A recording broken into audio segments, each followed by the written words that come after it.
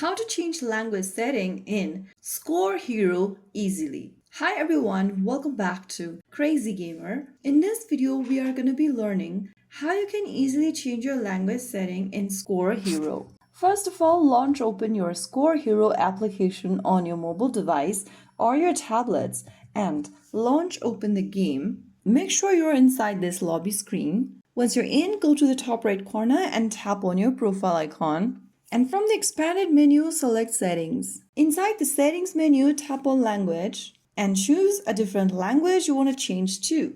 Soon after you do that, you have successfully changed your display language setting in the game. You can always get back to the same location and change to a different language of your preference in a few simple steps. So there you have it. If you found the video helpful, don't forget to like, share, and subscribe to our channel.